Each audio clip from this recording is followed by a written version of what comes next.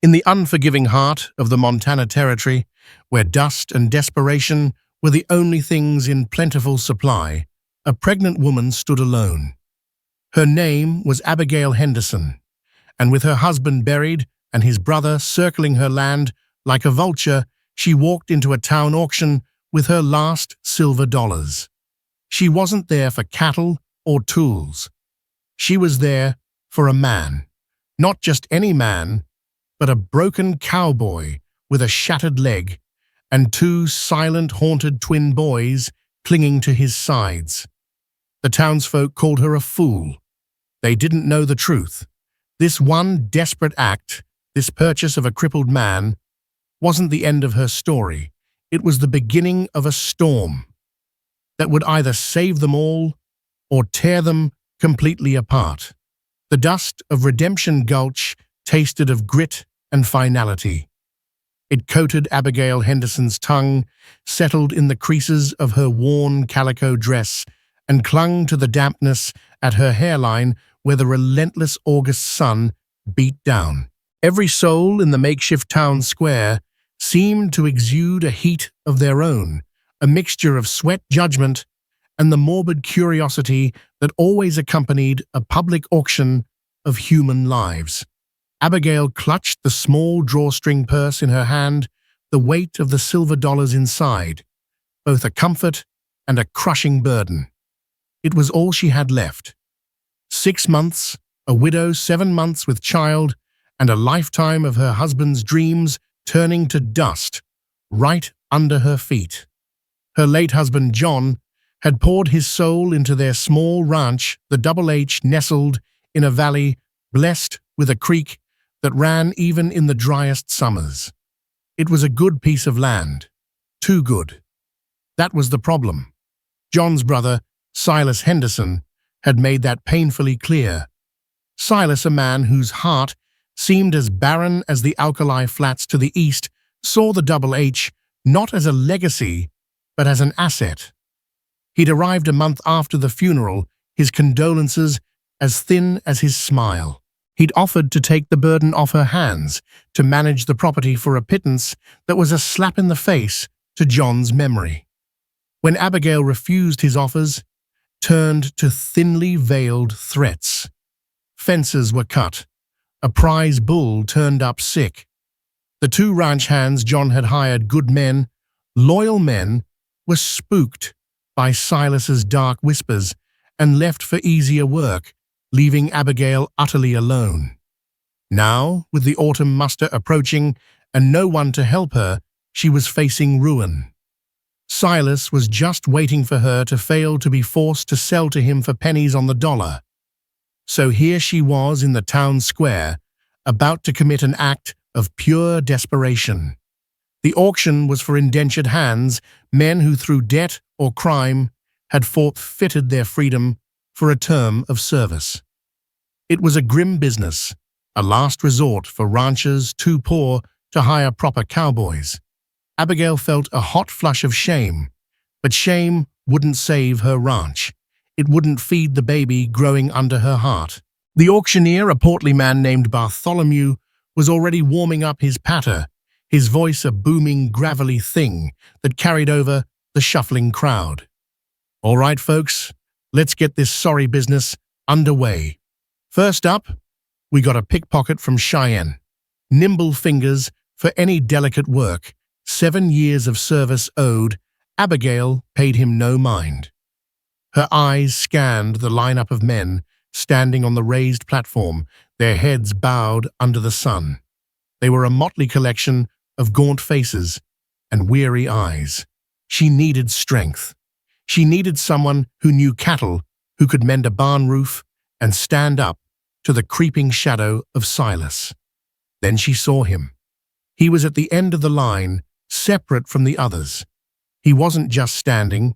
He was leaning heavily on a crude wooden crutch, his left leg bent at an unnatural angle. He was tall, even hunched over, with broad shoulders that spoke of a strength now compromised. His face, shadowed by the brim of a battered hat, was a road map of hardship, sunken cheeks, a jaw tight with pain, but his eyes, when he lifted his head for a brief moment, his eyes were a startling clear gray. They held no plea, no surrender. They held a cold, hard fire that seemed to burn away the shame of his position. And he wasn't alone. Huddled behind his good leg, half hidden by his duster, were two small boys. They were identical, with the same shaggy brown hair and the same wide, frightened eyes. Twins. They couldn't have been more than 7 or 8 years old. They clung to the man's trousers, silent as spectres, their small faces pale with a terror that felt old and deep. A murmur went through the crowd. "That's Jed Stone," someone whispered nearby. "Used to be a top hand up north. A wild horse crushed his leg. Useless now. And the boys, what's their story? Wife died of fever last winter. He's got nothing. The bank took his claim for the medical debts. Now, this. Useless." The word echoed in Abigail's mind. The townsfolk saw a cripple, a burden, a man who came with 2 extra mouths to feed. Abigail saw something else.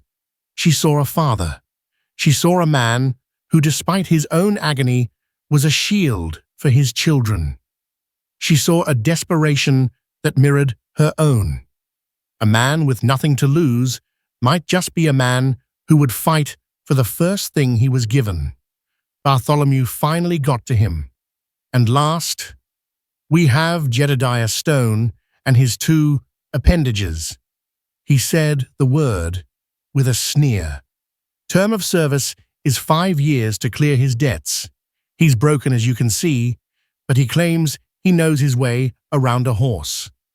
What am I bid for this family pack? Laughter rippled through the crowd.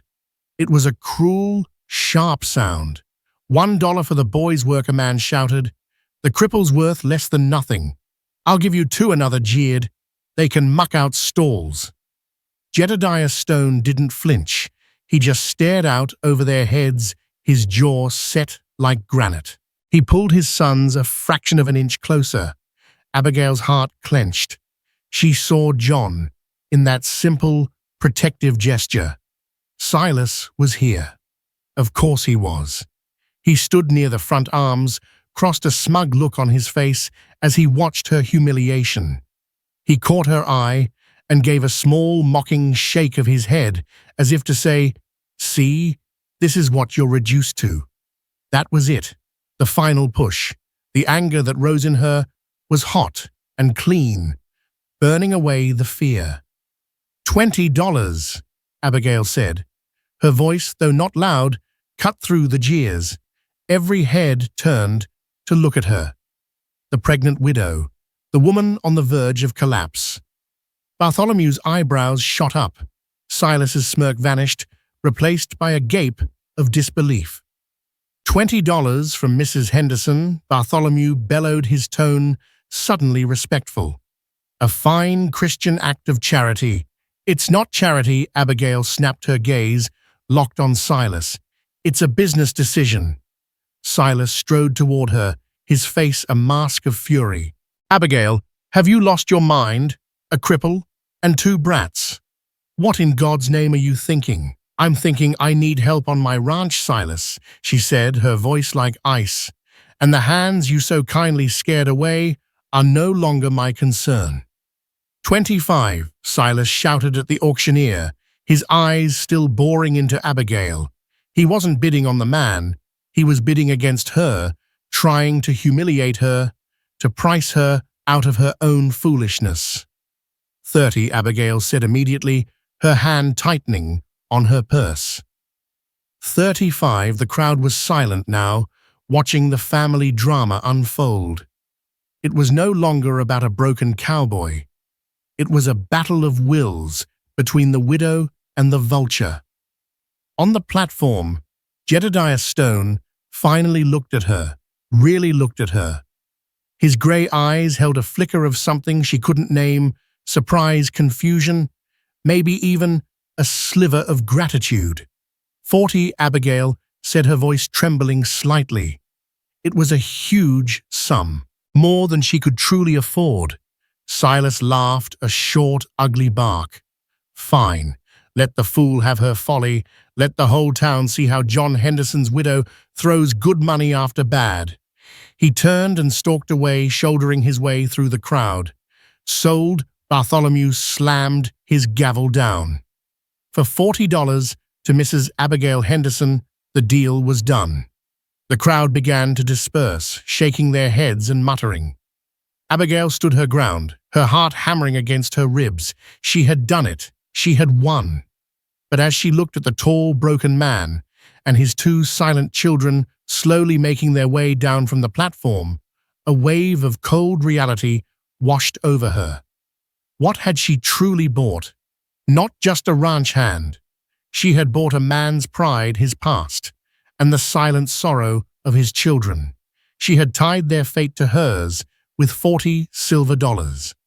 Jedediah Stone stopped in front of her, the dust settling around his worn boots. He was even taller up close, and the lines of pain around his eyes were deeper.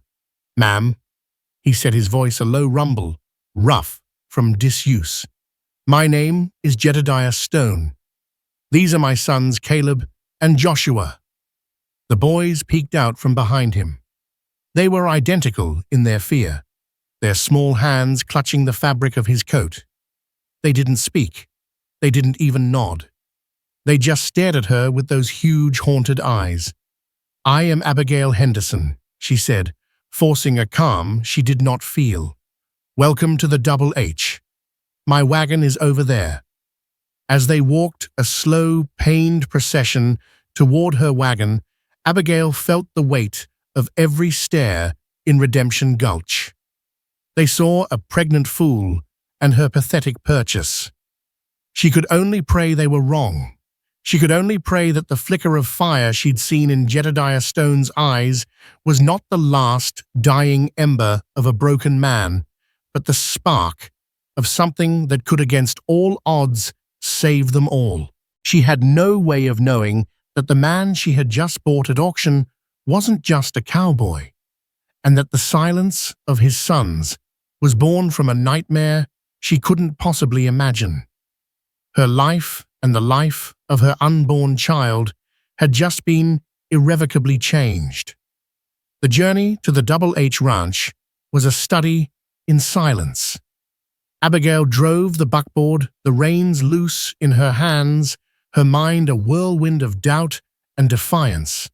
Beside her, Jedediah Stone sat stiffly, his injured leg stretched out as best it could in the cramped space, his crutch resting between them like a boundary line. In the back, Caleb and Joshua were huddled together amidst the few sacks of flour and beans Abigail had purchased, their small forms barely making a ripple. Not a single word was spoken. The only sounds were the creak of the wagon wheels, the clop of the horses' hooves, and the vast, humming emptiness of the Montana plains. When the valley finally opened up before them, revealing the small, sturdy cabin, the large barn, and the ribbon of creek water glittering in the afternoon sun, Abigail felt a familiar pang of love and fear. This was her home. This was everything she was fighting for. Jedediah's gaze swept over the property, and for the first time, his expression shifted.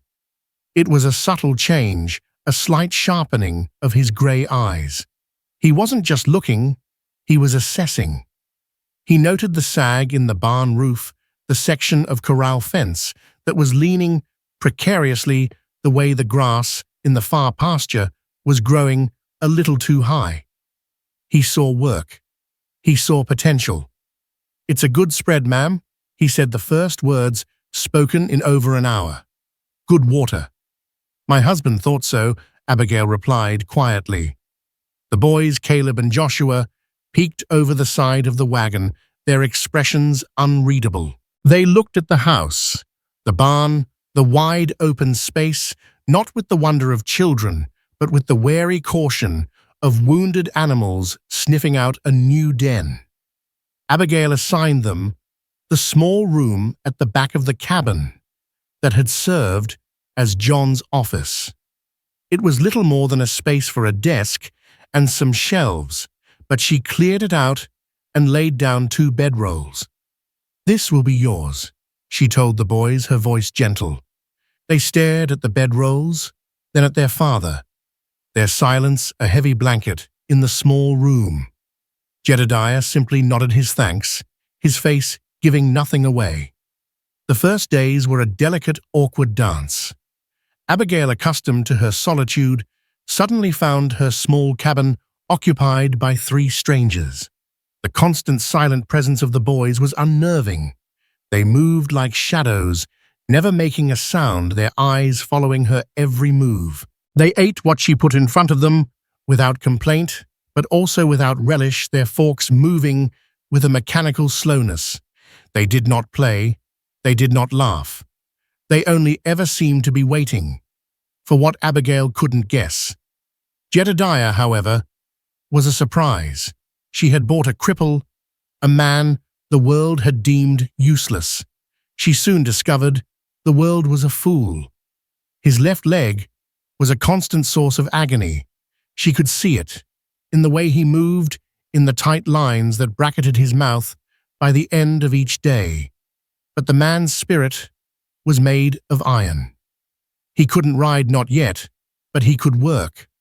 On the second day, he took a seat on a stool by the corral, his bad leg propped up, and spent 6 hours meticulously repairing every broken piece of tack he could find. Bridles with cracked leather saddles with loose stitching. His hands, though calloused and scarred, were surprisingly deft. He worked with a focused intensity that shut out everything else. The next day, he tackled the leaning fence. He had Caleb and Joshua help him. He didn't raise his voice or give harsh commands. He spoke to them in a low, even tone, demonstrating how to hold the post steady, how to pass him the hammer.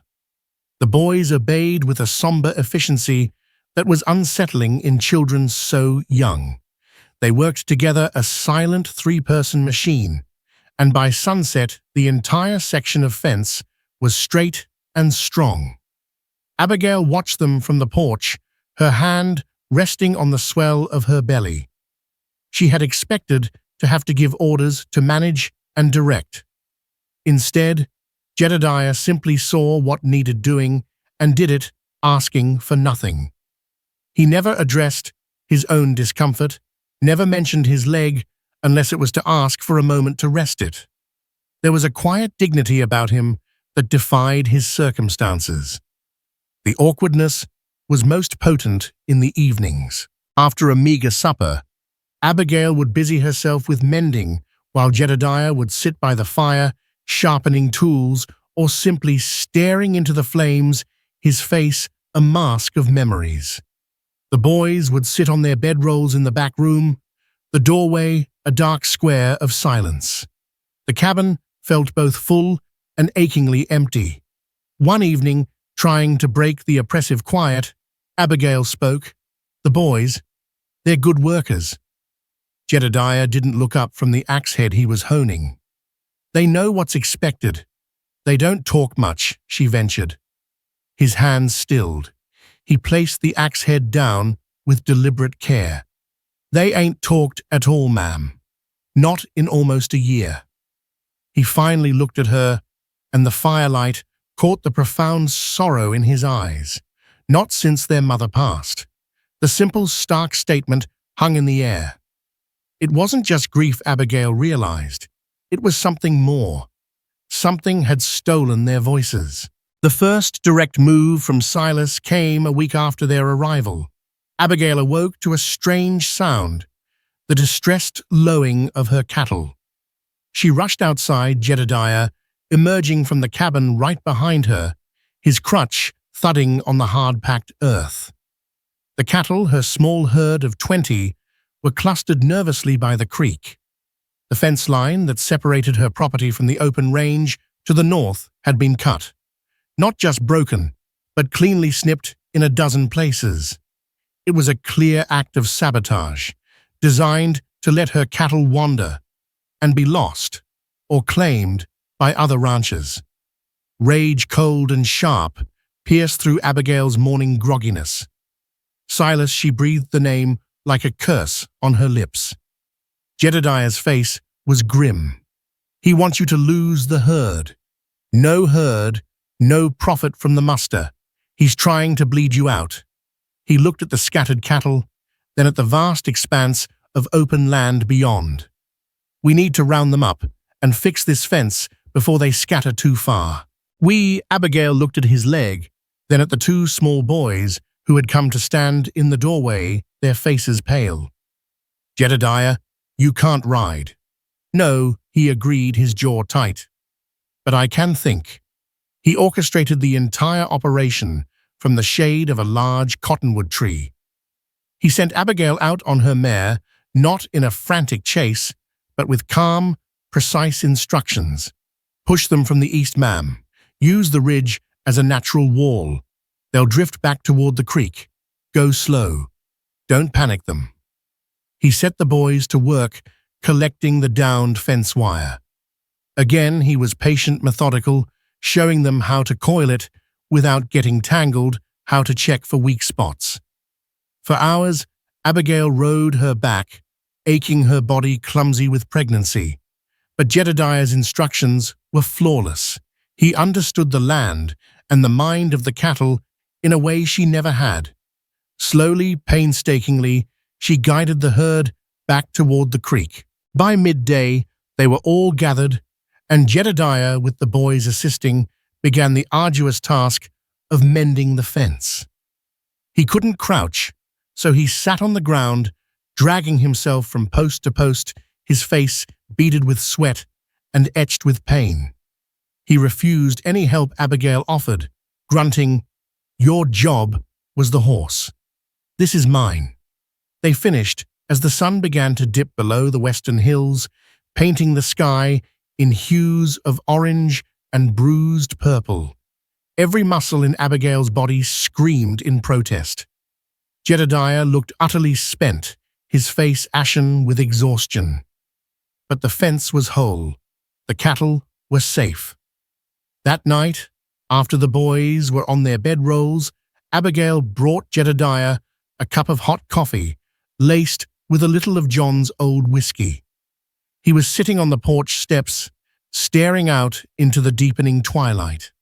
"Thank you," she said, her voice thick with a gratitude that felt too big for those two small words. "I would have lost them. I would have lost everything." He took the cup, his calloused fingers brushing hers. A jolt, small but unmistakable, shot up her arm. He looked at her, his grey eyes searching her face in the dim light. "You bought my service, Mrs. Henderson. I'm just holding up my end of the bargain." This was more than that, she insisted. "You saved my herd." He took a slow sip of the coffee, the steam warming his face. "That man, Silas, he won't stop at a fence." It wasn't a question. It was a statement of fact. "I know," she whispered. "You're alone out here? A pregnant woman." He paused. "You shouldn't be." The words were simple, yet they carried a weight of concern she hadn't felt from anyone since John's passing. It was a dangerous feeling, this flicker of reliance, of a shared burden.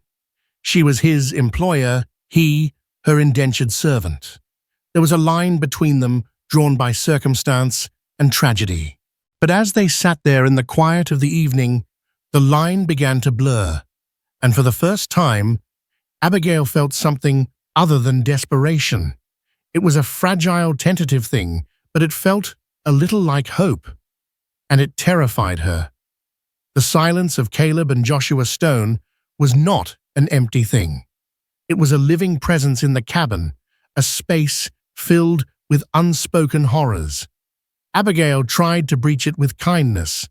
She'd bake sweet cakes and leave them on the table for the boys, or point out a hawk circling high in the sky, or try to read to them from an old book of fables. They would accept the cakes with a barely perceptible nod, watch the hawk with those unnervingly steady eyes and listened to the stories without a flicker of emotion. Then they would retreat back into their private world. Jedediah didn't push them. He seemed to understand that their silence was a fortress, and he was content to stand guard outside its walls.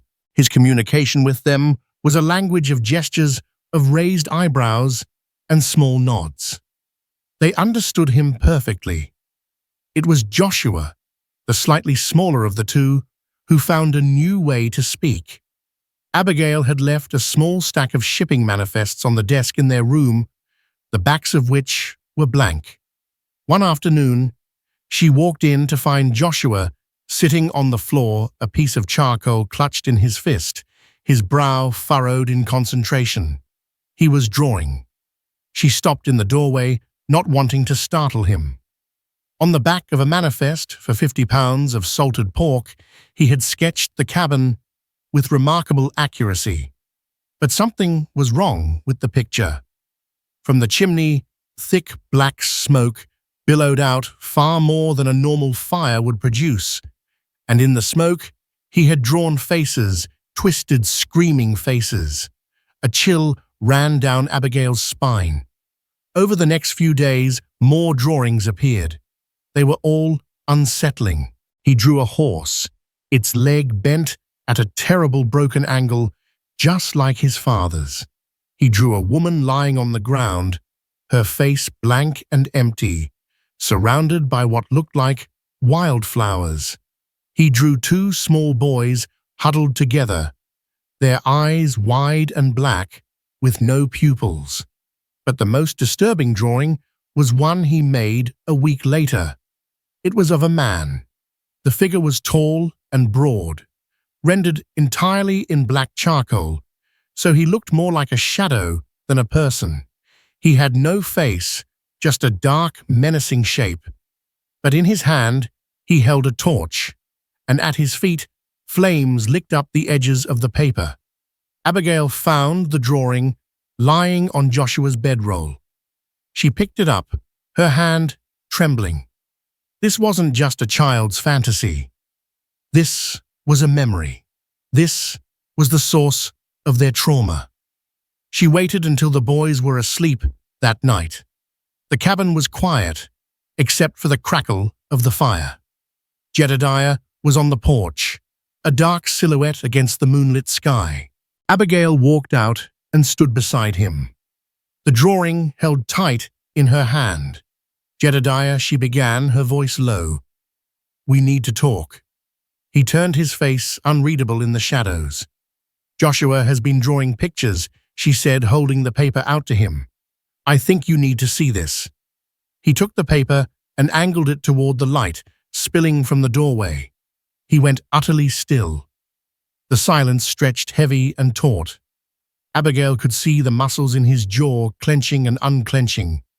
When he finally spoke, his voice was a raw, ragged whisper. "The Shadow Man," he said. "Who is he?" Abigail pressed her heart, starting to pound. "What does this mean?" Jedediah limped over to the porch railing and leaned against it, the drawing crinkling in his fist. He stared out at the dark silhouette of the mountains for a long time before he spoke. "My wife, Sarah. She didn't die of a fever, Abigail." His voice was heavy with a grief so profound it seemed to suck the air from the night.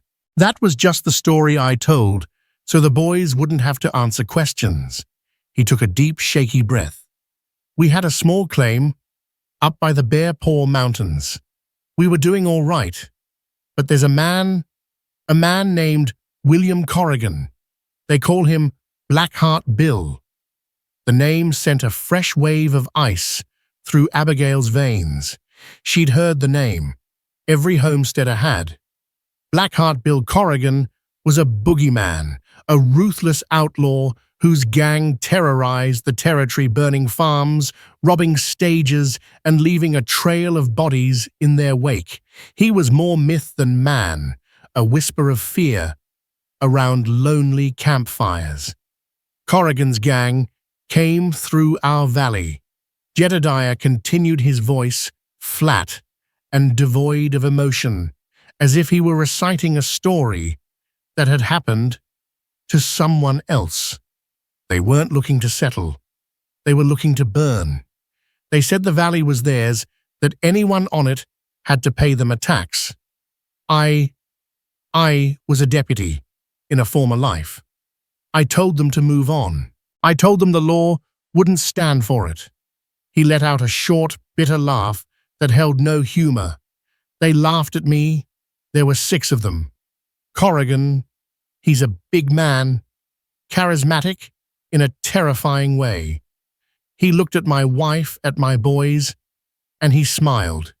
He said he'd be back in a week to collect his tax. I sent for the marshal, but he was 2 days' ride away. I knew he wouldn't make it in time, so I fortified the cabin. I thought I could hold them off. His voice broke. He crushed the drawing in his hand. They came at night. They set the barn on fire first to draw me out. When I went out to fight it, they ambushed me. A horse, one of their horses, went down in the confusion and rolled on me. That's how my leg was shattered. I was pinned. I could only watch. Corrigan, he walked right up to the cabin. Sarah came out with my rifle. She was so brave. She told him to leave us be. He just kept walking toward her, smiling that damned smile. He took the rifle from her like he was taking a toy from a child. Then he threw his torch onto the roof of our home. Abigail gasped, her hand flying to her mouth. The boys were inside. Jedediah whispered, his voice cracking completely. Sarah screamed and ran back in to get them. The roof was already starting to catch. Corrigan and his men just stood there, watching it burn, laughing. Sarah got the boys out through a back window, but a beam fell. She never made it out herself.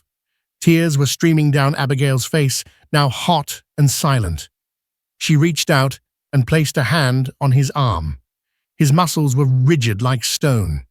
By the time the fire burned out and his men pulled me from under that horse, everything was gone. The cabin, Sarah, everything. Corrigan stood over me. He said, "This is what happens when men forget their place." Then he just rode off. He left me there with my broken leg and my 2 boys who hadn't made a sound since they crawled out of that window. The story hung between them, a ghastly, terrible thing. The drawings suddenly made a horrific kind of sense. The fire, the fallen woman, the 2 silent boys, and the shadow man, Blackheart Bill Corrigan. "Jedediah," she breathed. I don't know what to say. "There's nothing to say," he said, his voice regaining its hard edge. He straightened up, turning away from her. "I failed them. I failed my wife. I failed my sons. I couldn't protect them. I ran us into debt with doctor's bills I couldn't pay, and I ended up on that auction block. That's the end of the story." "No," Abigail said, her own voice surprisingly firm. "That's not the end. You're here now. You're all here." He turned back to her, his gray eyes glinting in the moonlight. The sorrow was still there, but it was mingled with something else, a raw, burning anger. "And I brought that shadow with me, didn't I? I brought his memory into your home." Before Abigail could answer, the silence was broken by a sound from inside the cabin. It was a small, choked gasp.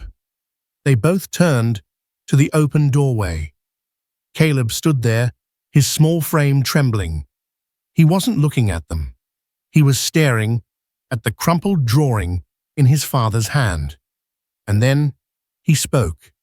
His voice was a tiny, rusty thing, like a hinge that hadn't been used in a year. "He's coming," Caleb whispered. "The Shadow Man. He's coming for us." Caleb's whispered words hung in the air like a death sentence. The boy had spoken for the first time in a year, not to greet the morning or ask for a drink, but to deliver a prophecy of doom. From that night on, a new tension settled over the Double H Ranch, a feeling of being watched, of waiting for a storm to break. Jedediah became even more withdrawn, his waking hours consumed by a quiet, desperate industry. He worked himself to the point of collapse each day, reinforcing the barn walls, checking the sightlines from the cabin, and teaching Abigail how to reload John's old Winchester rifle with a speed and efficiency that chilled her to the bone.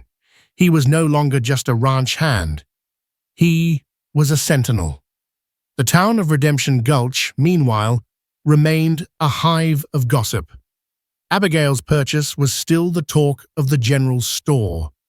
The story had twisted and grown with each telling. Some said she was a saint, a benevolent widow taking in the downtrodden. Others, the more vocal majority, whispered that she was a fool who'd been taken in by a grifter, or worse, that there was an impropriety in a pregnant woman living with a strange man, even a crippled one. The Hendersons had always been a respected family, but now Abigail felt the weight of her falling station every time she rode into town for supplies. Silas Henderson stoked these fires with glee. He'd take his coffee at the saloon and speak loudly of his concern for his poor grief-stricken sister-in-law. He'd hint at her instability, her poor judgment, and the danger of the stranger she'd brought to his brother's home. It was a calculated campaign to isolate her, to make her a pariah, so that when he finally made his move, no one in town would lift a finger to help her. His next move was more direct and far more sinister.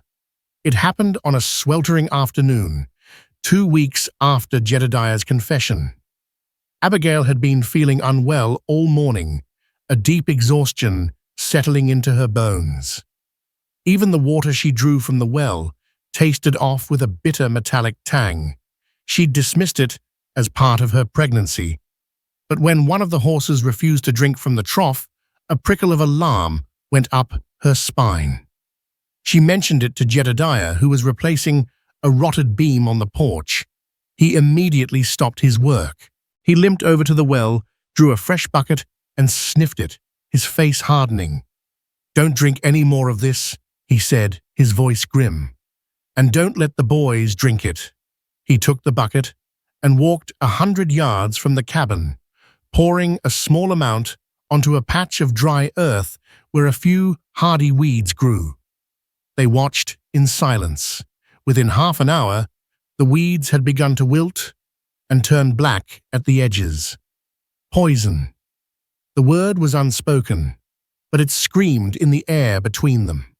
It was a slow-acting poison, not meant to kill immediately, but to sicken, to weaken, to make the ranch unlivable.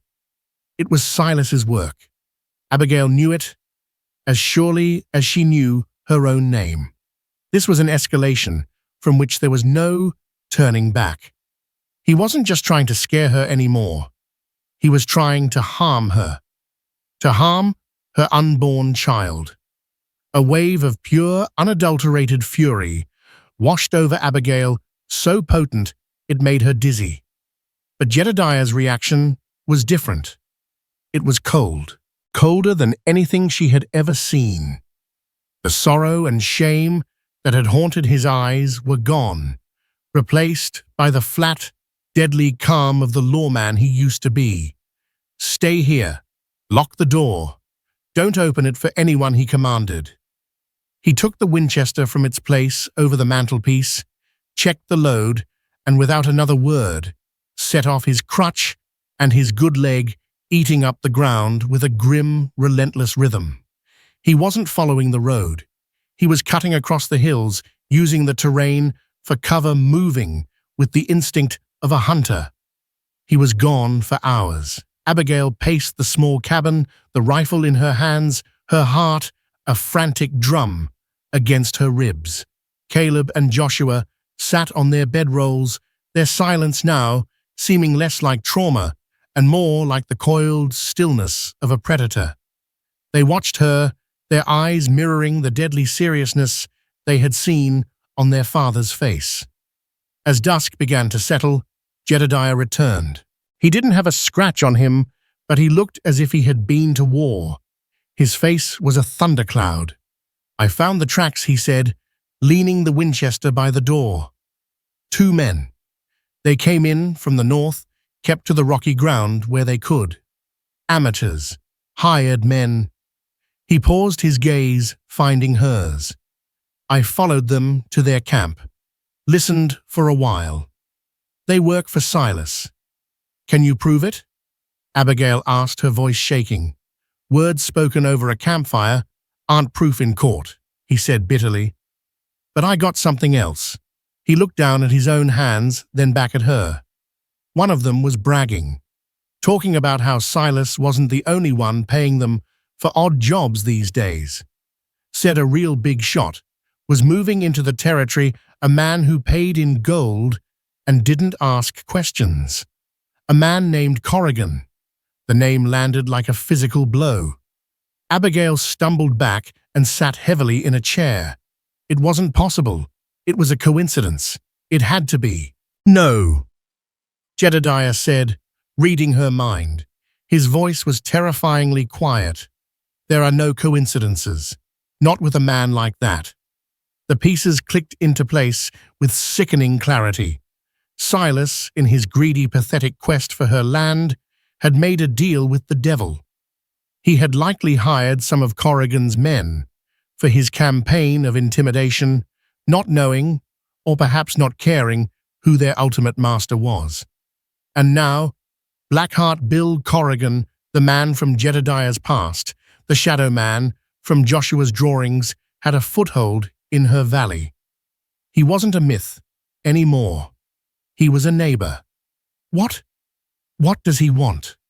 Abigail whispered, her hand protectively on her belly. "Why is he here?" "Men like Corrigan want everything," Jedediah said, his eyes distant and filled with a terrible certainty. "But I know what he wants most of all. He wants to finish what he started. He wants to erase any witness to his crimes. He wants to find the man who stood up to him, the lawman who tried to bring him in. And he wants to find his 2 sons, the boys who saw his face in the firelight." He looked towards the back room where Caleb and Joshua were. "He's not here for the land, Abigail. He's here for us." The horrifying truth of their situation crashed down upon Abigail. She hadn't just bought a ranch hand at that auction. She had bought a target. She had painted a bullseye on her own home, on her own life. Silas, in his blindness, had led the wolf right to her door. "We have to go," she said, scrambling to her feet. "We have to ride to the marshal, tell him everything, and say what?" Jedediah countered, his voice sharp. "That my son drew a picture, that some hired drunk mentioned a name. The marshal won't move on that. Corrigan is smart. He's careful. He'll have this whole valley under his thumb before the law even knows he's here. And by then, it'll be too late." He limped over to the window and looked out at the darkening land. "There's no running. Not anymore. I tried that already, and it led me to an auction block. The only way to end this is to face it. Here." The cabin, once her sanctuary, now felt like a trap. The beautiful remote valley was no longer a blessing. It was a killing ground. She looked at Jedediah, the man she had bought, the man whose past was now her present danger, and saw the full, terrible weight of his transformation. The broken cowboy was gone. In his place stood the deputy, the protector, the man who had nothing left to lose and everything to defend. And she, the pregnant widow, was standing right beside him at the very center of the storm. The waiting became a thick, screaming tension. Every day was a charade of chores performed over the real occupation listening. Jedediah turned the ranch into a fortress. He drilled Abigail on reloading the Winchester, until her hands were numb, and he gave the boys vital tasks, turning their fear into grim purpose. They were no longer just victims, they were soldiers.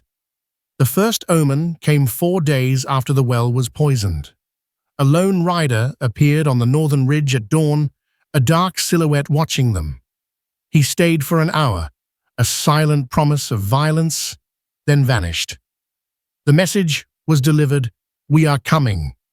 That same afternoon, the second blow fell. A sharp, cramping pain seized Abigail's belly. It was too soon.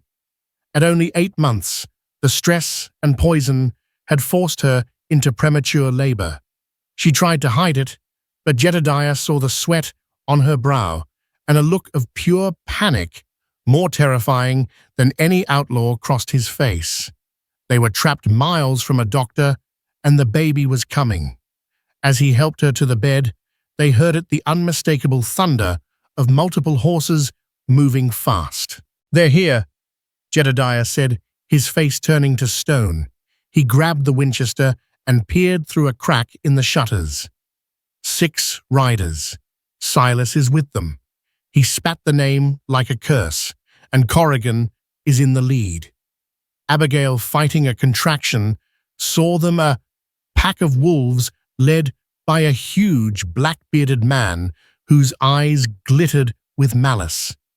Beside him, Silas looked both arrogant and afraid. Stone Corrigan's voice boomed across the yard. "I know you're in there, you broken-down dog. I've come to put you down for good and to collect my loose ends." His gaze flickered a clear threat to the boys.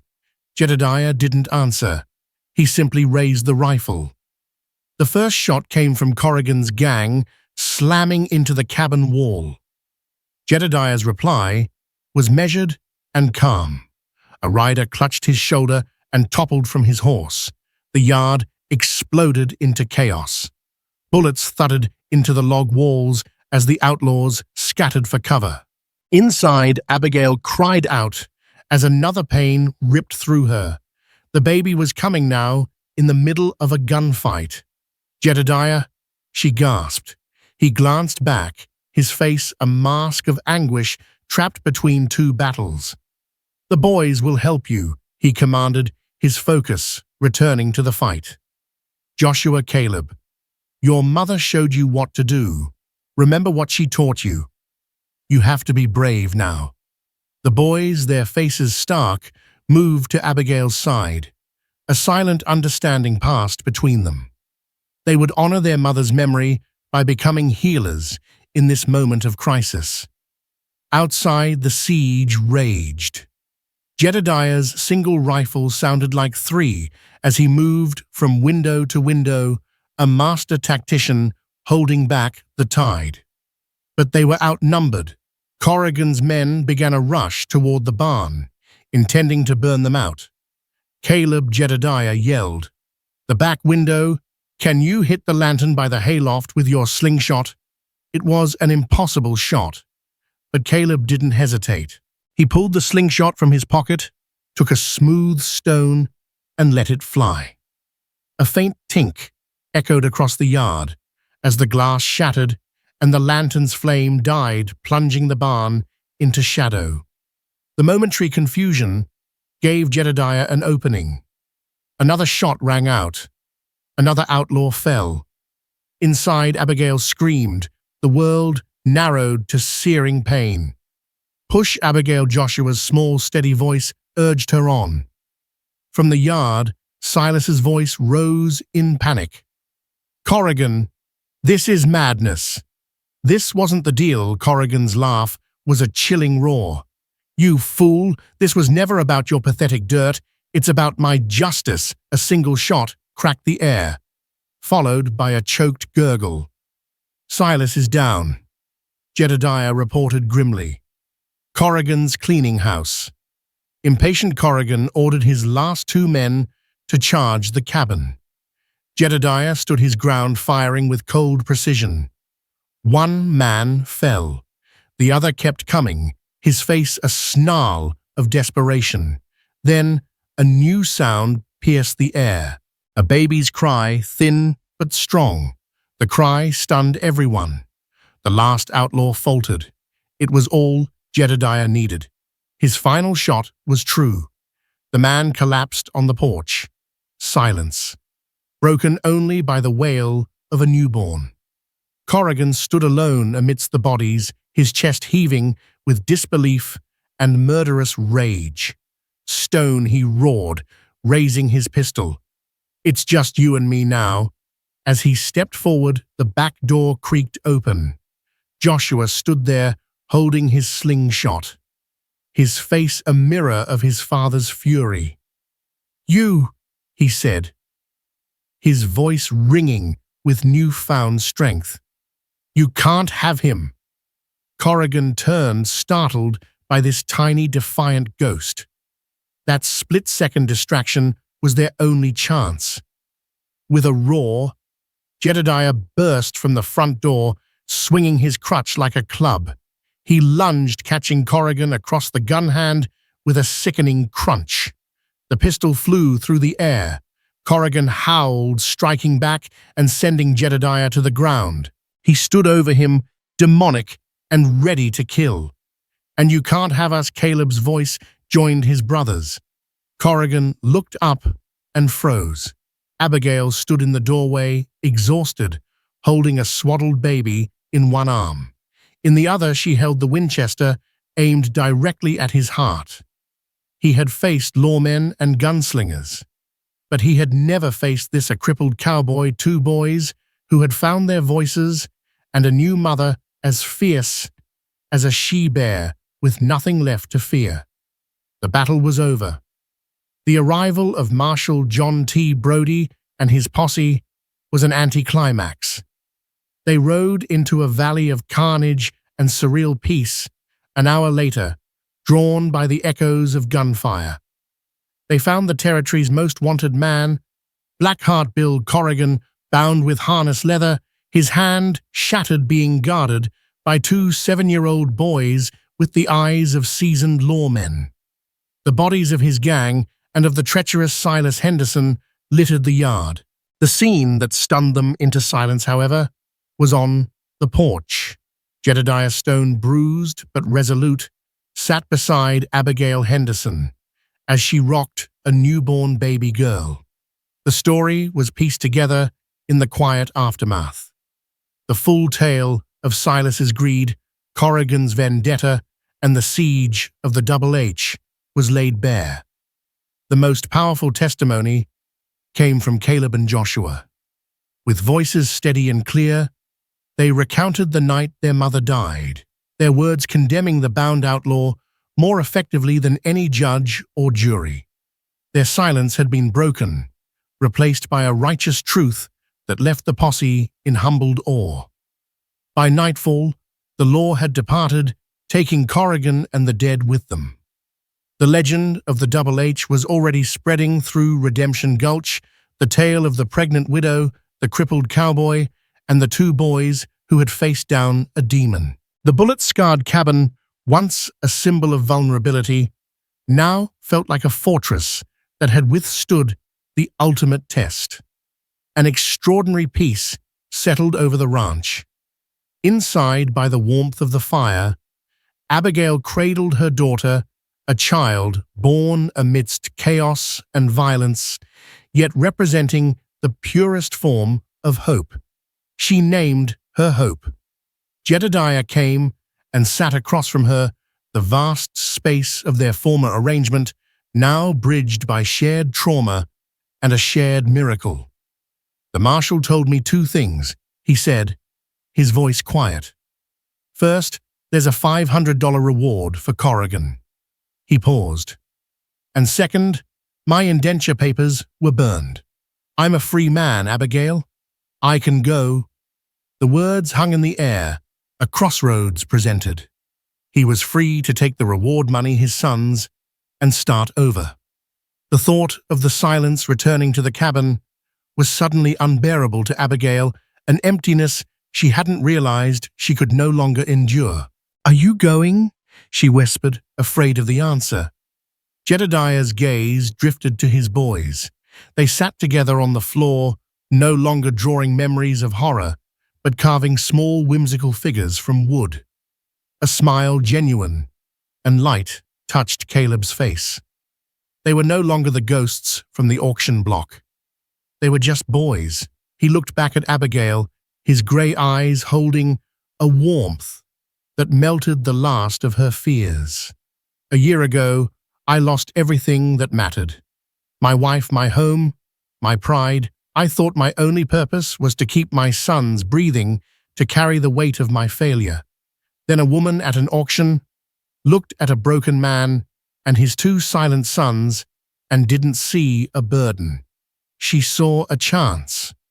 He reached across the space between them, his calloused hand gently taking hers. The touch was a promise. Abigail, we have walked through fire together. This ranch, this valley, it isn't just your home anymore. It's become ours. If you'll have us, he said, his voice thick with emotion, we'd like to stay. Tears of profound relief welled in Abigail's eyes.